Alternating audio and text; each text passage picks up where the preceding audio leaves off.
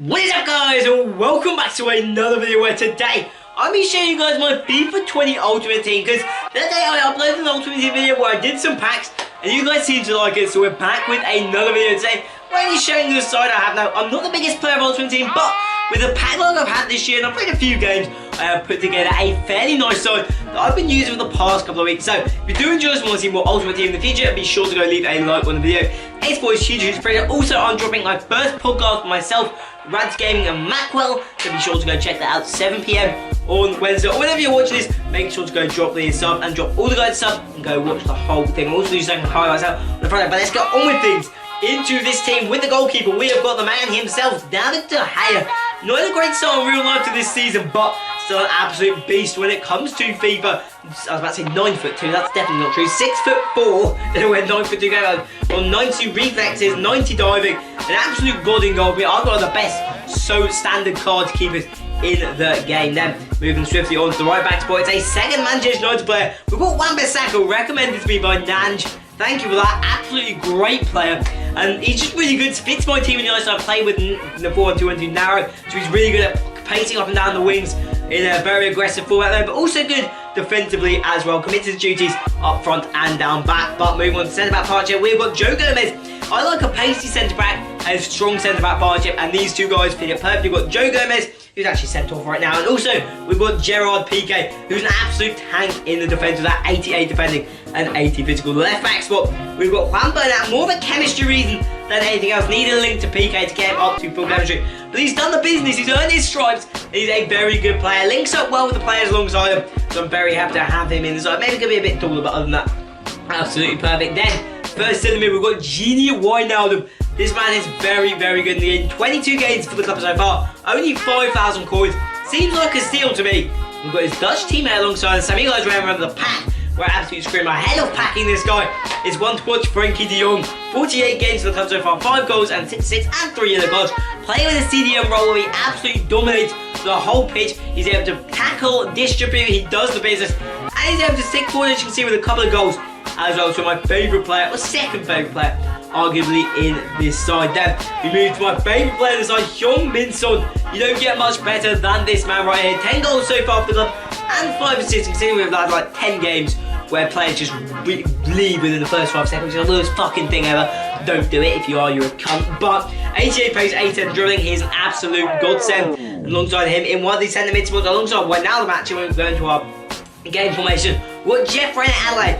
I'm going to say I'm a big fan of this guy, actually. Nice and tall, nice and strong, but also fast, and a good little dribbler as well. Lovely finishing as well, so he really combines everything good for an absolute steal of about 10 to 15,000 coins, if I remember correctly, from the SBC.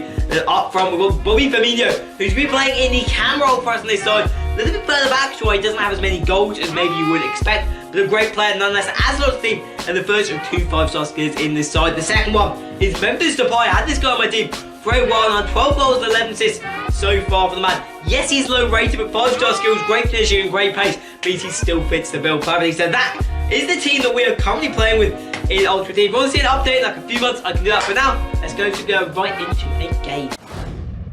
Here we go then. The one thing I forgot to note when I was just showing you guys the team is that in game I do switch the formation a little bit. We switch to a 4-1-2-1-2 narrow, because that's often one of the best formations, the formation that I've really enjoyed using, at least this year in FIFA. Son and Depay, but come on, strikers going at a great start. Oh, Depay just 6 ahead of wide. That would have been his 13th. Guess it's unlucky, but I was hoping that we could start off that's really strong. But how the team switched it as follows. I did say a number of times with De Jong as CDM, that's because he then becomes the deep CDM in the team, whilst Wijnaldum and Renner Adelaide are going to become the centre mids. Wijnaldum I stick on the left, Renner Adelaide on the right, and Depay for Son up front, and Firmino plays in the cam role. Now, I'm quite a tiki-taka player, so we'll see what we can do here. Hopefully he doesn't read my play too much. And then we swing a ball in. It's another great one there. Wan-Bissaka, he had so much time, and we really wasted it. And please, ref, throw that flag up. He doesn't. Timo Werner's mistimed. Yes, that is why we have De Gea in this team. He pulls off stops like that when we're under pressure. Heung-min Son, can he put the pressure on Alphonso Davies? Yes, he can. He takes it down off the post. De Jong! Somebody! No! We're playing well here, that's got to be said. Wijnaldum, and this one slots home. That was 5 minutes of great pressure from the side. 29 minutes in, and it's Jorginho Wijnaldum is going to give us the lead. We can play it down the line, and I reckon he's kind of read the back heel, but it's come back to us. Wan-Bissaka, it's not the man you want to see shooting, to be honest, but it failed the opportunity. De Jong, and this could be a problematic one. This could be a very problematic one. I thought he'd missed out the pass for a second, but no. What? What a mark! Oh, what a mark! Okay, we've somehow got very fortunate there. Offside trap. Alphonso Davies, what can he do? He can foul him a little bit. It's not going to stop him though. Heung-min Son, I don't know who that is at left back, but he's fucking quick. And now we've got to find the gap. Son's going to go for himself. He tries to go full for us for 2-0. And Rene Adelaide sticks it home. That's not a good situation to be in. PK's tried to turn into 5-star Ronaldo. And it's 2-1. It's stupid play. And that is exactly why a 2-goal lead is a dangerous one. BERNAT with a good bit of play here. We find De Jong in the edge of the box. De Jong's going to go for the dummy. There's a second defender though, and he's going to create a problem. And so, oh boy. Oh boy, oh boy, oh boy, oh boy, oh boy. PK is nowhere to be seen. Joe Gomez, we've got the pressure. He's going to square it. I knew it. We block. No, we don't. And as we said, a 2-goal lead is dangerous, and it's Harriet. That guy should have done his card for, but 2-0 to the opposition. And you can see the tide of the game has completely flipped on its head now. Where is this match going to head next? I reckon there's a pass on here. That's a good chip for Roberto Firmino, and Firmino makes it 3-2. Out of nothing, that chance is created there, and that 12 minutes left. We thought we had it comfortable with 30 to go. Let's see if this time we can close it out, please. And as reward, Firmino is going to get taken off the pitch then. There's a switch that I like to make in tactical foul had to be done. Red card! Okay, now this changes the game. That's an interesting one. We're going to need another pause on here, lads. We're going to need another pause because we're down a centre-back. Joe Gomez has been sent off. And now we have squeaky bum time for 10 minutes. De Jong in place. Osmihen will still give us that pace up front. We're throwing in dangerous tackles now. We are playing it risky, and that one's gone wide. He's down to 6 minutes. Osmihen gets a yellow now.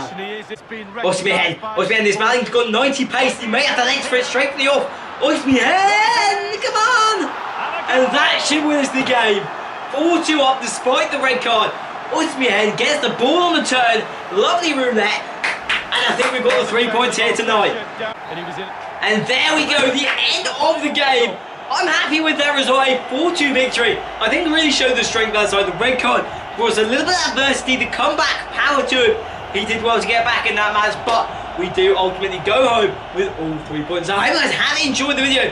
For today, I will see you guys tomorrow with the first podcast of the Chips and Chris podcast. Until next time, peace!